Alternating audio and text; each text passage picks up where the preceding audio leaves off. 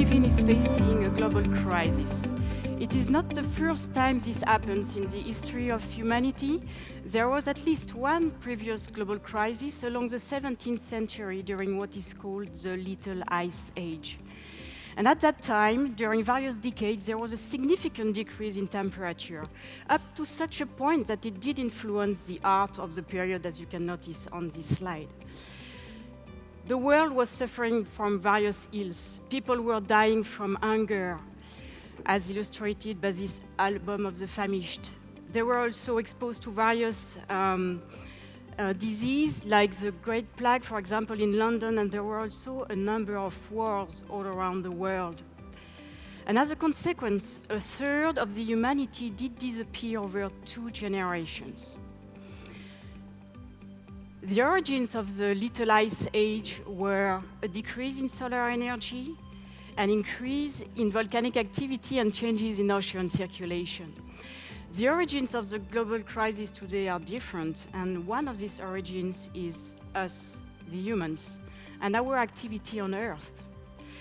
Whether this global crisis we are living today is worse or less important than the previous ones is not the question. There remains a number of challenges to address.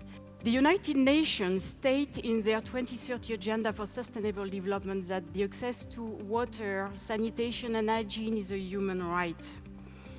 Hunger has been for the 3rd year in a row increasing again, so that it is a challenge today to bring food to everyone, especially with this growing population.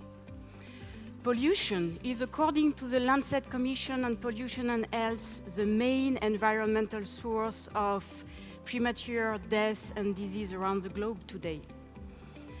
Over 700 million people live in extreme poverty around the globe, so that economic development is a requirement.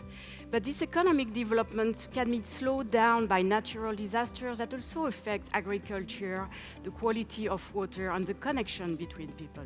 And this connection between people is essential because there is a territorial fracture between the large cities and the surroundings that are moving away from economic flows, and we can overcome that. And last but not least, the science of planetary health teaches us that each human being on Earth today is connected to anyone else. What we eat, what we purchase, the way we move around all affect our planetary system. So that is becoming a requirement that we learn to live together in a globalized civilization that is built on universal human values. Those various challenges are not independent from each other. They are all in interaction. The United Nations did publish in 2015 the 2030 Agenda for Sustainable Development that was first introduced in our cosmos by Neil Dixon along his keynote lecture in Miami 2 years ago.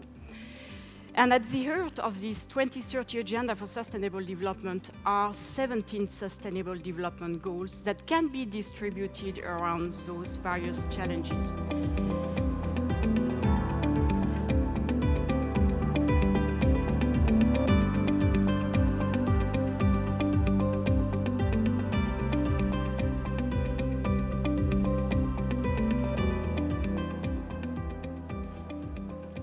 How can geosynthetics contribute?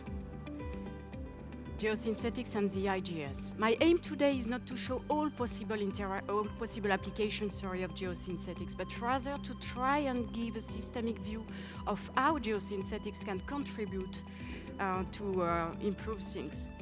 So I will first describe briefly geosynthetics and their functions, and I will then address the question on how geosynthetics can contribute to bring quality water for all, to feed the world, to control pollution. I will then more briefly discuss the question of the mitigation or prevention of natural disasters and also of the connection between people. Once I will have addressed the technical advantages of using geosynthetics, I will also show that they can economically contribute. And finally, I will spend some time dealing with something that we seldom address in our community, but which is just there, which is the way we are living together in the International Geosynthetic Society along universal human values.